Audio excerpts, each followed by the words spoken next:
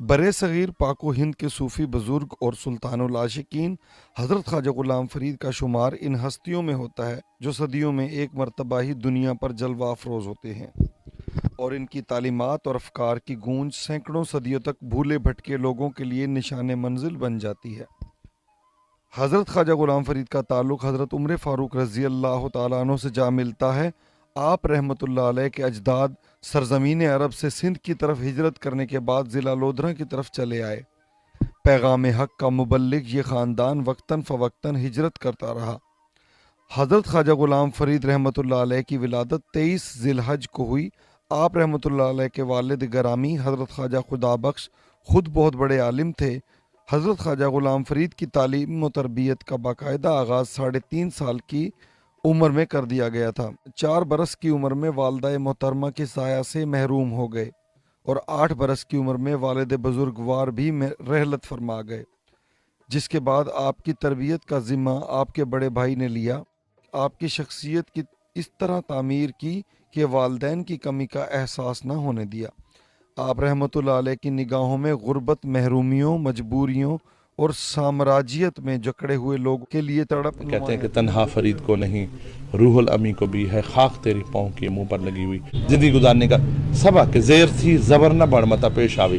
زیر اور زبر کی تکرار میں عاجزی اور انکساری کا پیغام دیا ہے حکمرانوں کے لیے خاص طور پہ۔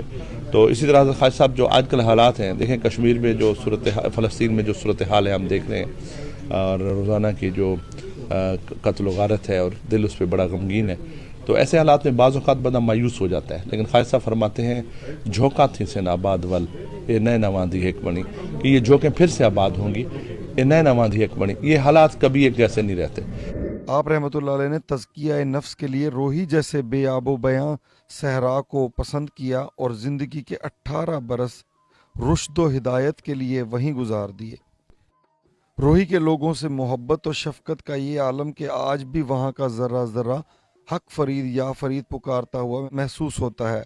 آپ رحمۃ اللہ علیہ نے پیغام حق کی تبلیغ کے لیے شاعری کو اختیار کیا، جس کا اثر یہ ہوا کہ پتھر دل بھی موم ہو گئے۔ آپ رحمۃ اللہ علیہ ایک سچے عاشق رسول اور وحدانیت پرست تھے۔ آپ رحمۃ اللہ علیہ نے اپنی تعلیمات کے لیے مقامی زبان کو اختیار کیا۔ یہی وجہ ہے کہ آپ کا پیغام بآسانی لوگوں کے دلوں میں سرایت کر گیا۔ آپ کے کلام میں اس قدر تاثیر تھی کہ دیکھتے ہی دیکھتے سرحد پار کر کے دنیا کے کونے کونے میں خوشبو کی مانند پھیل گیا۔ آپ رحمۃ اللہ علیہ کی تعلیمات کا سب سے زیادہ اثر نواب آف بہاولپور نواب صبح صادق خان عباسی نے قبول کیا۔ کوٹ مٹھن اور حضرت خواجہ غلام فرید کے گاؤں چاچڑا شریف کے درمیان 18 کلومیٹر کا طویل دریائے سندھ کی موجودگی آپ اور آپ کے خاندان کے افراد کے لیے آمد و رفت میں پریشانی کا باعث تھی۔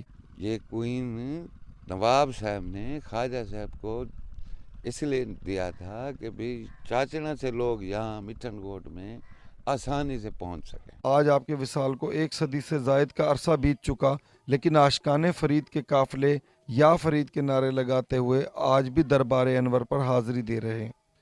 5 ربیع الثانی کو آپ رحمۃ اللہ علیہ کا عرس مبارک منایا جاتا ہے، جو 3 دن تک جاری رہتا ہے۔ ہمیں آپ رحمۃ اللہ علیہ کی تعلیمات اور افکار پر نہ صرف عمل کرنا چاہیے بلکہ انہیں عام کرنے کی کوشش بھی کرنی چاہیے۔ اس سے نہ صرف ہماری شخصیت بہتر ہوگی بلکہ معاشرے میں فرقہ واریت اور انتہا پسندی کا بھی خاتمہ ہوگا۔